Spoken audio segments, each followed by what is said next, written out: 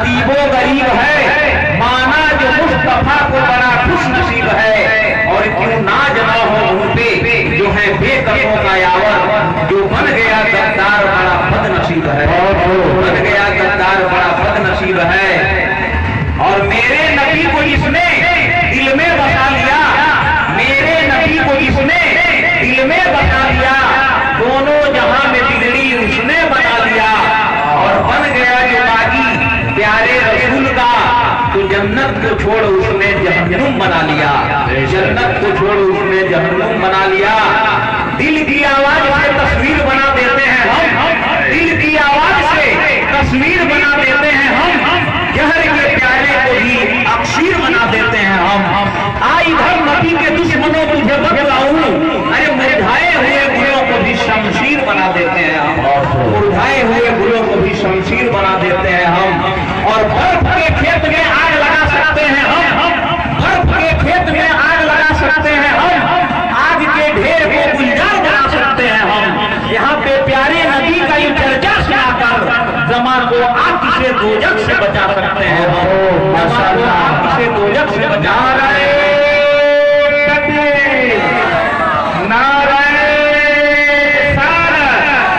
सरकार की आमद, सरदार की आमद, मदनी की आमद, मदनी की आमद। सब झूम के बोलो, लब झूम के बोलो, नारे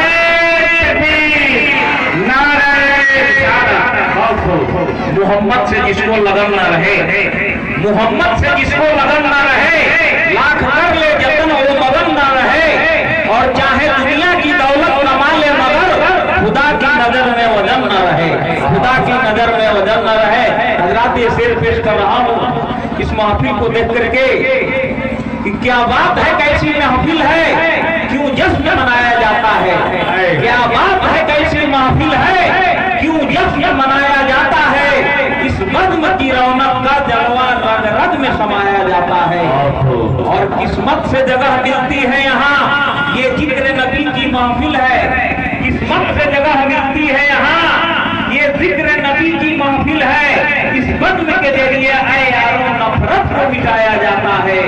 और पाकर के यहाँ अनमोल खजाना, इस बज़्म नबी की महफिल से ईमान को सजाया जाता है, वह दिल को संवारा जाता है।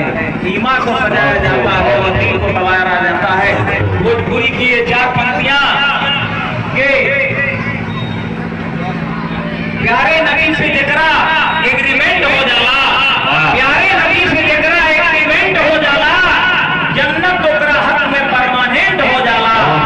और प्यारे नबी के हर आर्डर के ये दिल में सेव करेला, प्यारे नबी के हर आर्डर के ये दिल में सेव करेला। इस्लाम के उस सच्चाई स्टूडेंट हो जाला, इस्लाम के उस सच्चाई स्टूडेंट हो जाला। जिन्नते शेख उलमाए कराम शोराए इस्लाम हाजिर मजलिस, अस्सलाम वालेकुम रहमतुल्लाहि व बरकातहू। हजरात, जैसा कि हजरत एक समाज साहब रफीक साहब के साहबजादे आली जनाब तौफीक साहब किबला ने मुझे मदद किया, आकर के मैं अपने आप को बड़ा खुशनसीब महसूस कर रहा हूँ। खुशनसीब इसलिए महसूस कर रहा कि जब इंसानियत कराह रही थी, हैवानियत तड़प रही थी, जुल्मों सितम भी हंस रही थी, हक और हुकूक मारे जा रहे थे, चरम पर था। तो 570 ईस्वी में अंग्रेजी तारीख के मुताबिक 20 अप्रैल 570 को मक्का की सरजमी पर 12 रबीउल अव्वल दिन सोमवार को हुजूर सल्लल्लाहु अलैहि वसल्लम अवतार लेते हैं। और उन्होंने सबका हक दिया, वतन परस्ती का जज्बा पैदा किया। मैं दावे के साथ कह रहा हूँ कि मेरे नबी जैसा न तो कोई टीचर है, मेरे नबी जैसा न तो कोई डॉक्टर है, मेरे नबी जैसा न तो कोई इंजीनियर है, मेरे नबी जैसा न तो कोई समाज सेवी है, और मेरे नबी जैसा न तो कोई रहनुमा और नेता है। यहाँ पे अगर किसी को 1 किलो सब्जी खरीद करके दे दिया जाए, मैरवा में अगर कोई आपके गांव का मिले, आप अपना एक झोला दे दीजिए और कहिए कि मेरे प्यारे बाबू चाहे भाई इसको ले आकर के मेरे घर दे देना, वो अपने इज्जत के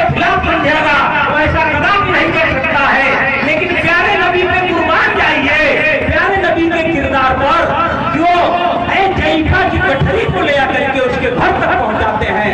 कहते हैं कि अम्मा आगे आगे चलो, अपने घर को दिखाते हुए चलो, और तुम क्यों परेशान हो। बुढ़िया जब मिलती है तो उसके गठरी को ले लेते हैं। उन्हीं के कलमा पढ़ने के भय से, उन्हीं पर ईमान लाने की डर से वो बुढ़िया मायके भाग रही है। और जब जाकर के पहचाना, उसने कहा कि तुम तो बड़ा भोले भाले लगते हो। अरे मेरे प्यारे बाबू, तुम देखो, मैंने सुना है मोहम्मद नाम का एक नौजवान मक्का की धरती पे आया है और जो लोगों को बहला रहा है, फुसला रहा है, ईमान को बदल दे रहा है, कलमा पढ़वा दे रहा है। उसने जरा बच करके रहना, बता तेरा नाम क्या है। तो नबी ने फरमाया कि माँ, मेरा ही नाम मोहम्मद है। जिसके डर से तुम भग करके आ रही थी, वही मोहम्मद तुम्हारे गठरी को ला करके पहुंचाता है, वो ईमान ला देती है। ऐसा कोई हिंदुस्तान में रहबर नहीं होगा, चाहे फेसबुक पर कितना भी आप नेता बन जाइए, वो उनका कितना भी बड़ा कोई रहनुमा बन जाए। आइए, हर एक मर्द छिपा है प्यारे नबी के कदमों में, इसलिए उनके जैसा कोई डॉक्टर नहीं, उनके जैसा कोई समाज सेवी नहीं, उनके जैसा कोई वतन से मोहब्बत करने वाला नहीं। प्यारे नबी ने फरमा दिया कि लोगों सुनो, तुम्हारे अपने वतन से मोहब्बत आदमी का आधा ईमान है, ईमान में शामिल है। तो वतन से मोहब्बत करना बताया। और माता की सरजमी पे बैठ करके जब सहाबियों ने पूछा था कि बड़ा ही खुशगवार फिजा में बड़ा भीनी भीनी ठंडी हवा आ रही है, प्यारे रसूलुल्लाह, ये हवा, इसका राज क्या है, हवा कहां से आ रही है। तो हमारे नबी ने फरमाया था कि हिंदुस्तान की धरती से हवा आ रही है, हिंदुस्तान की धरती से हवा आ रही है। मक्का की सरजमी पे बैठ करके प्यारे नबी ने, काली कमली वाले ने, जो हिंदुस्तान से मोहब्बत नहीं करता, लेकिन इस्लाम जैसा वतन से मोहब्बत करने वाला कोई दूसरा नहीं है। मिल्लत के नौजवानों, प्यारे नबी के एक बात पे अमल कर लिया जाए तो मैं समझता हूँ कि आएगी हमारे एमडी आजाद साहब जो रिपोर्टर है, बहुत से पत्रकार यहाँ बैठे हुए हैं, आए दिन अखबारों की सुर्खियों में हम देखते हैं दस की खबरें, ये लड़की भगी, वो लड़का भगा, ये सजा हुई, वो सजा हुआ। प्यारे नबी ने फरमाया कि पराई औरत को देखना सरासर हराम और गुनाह है। मर्द के लिए भी ये हुक्म है, औरत के लिए भी हुक्म है कि पराए मर्द को देखना उसके लिए नाजायज है।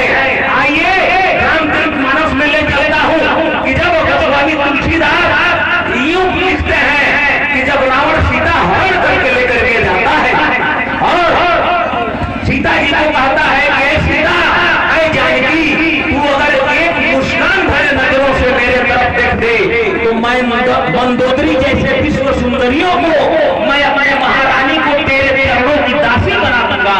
तो सीता जी कहती है कि अरे भगो भगो, मेरे नजरों ने आज तक श्री राम को छोड़ करके किसी की तरफ देखा नहीं है।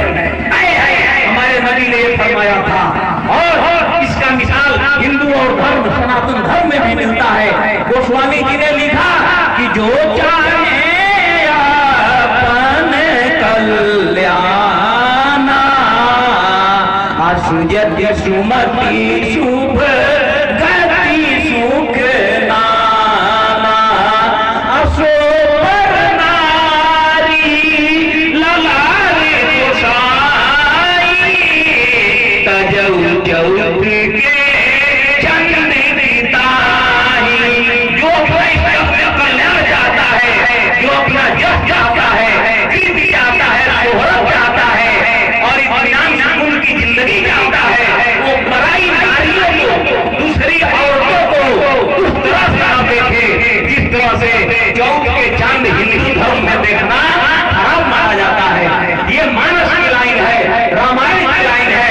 आइए, ये बात कहने लगे बात को खत्म करूंगा। प्यारे नबी ने फरमाया कि माता पिता की आशा मत करो, यानी माँ के चरणों के नीचे जन्नत है और बाप जन्नत का दरवाजा है। उनके खिदमत और सेवा में किसी प्रकार का कोई कमी नहीं आना चाहिए। तो हजरत गोस्वामी तुलसीदास ने, हमारे नबी ने फरमाया कि पिता से ज्यादा मर्तबा, ज्यादा महत्व माता का है, माँ का है। तो गोस्वामी जी ने यूं लिखा, वहाँ का प्रबंध है, वहाँ का प्रबंध है कि जब अपने भाई को वो देते हैं कि 14 वर्ष के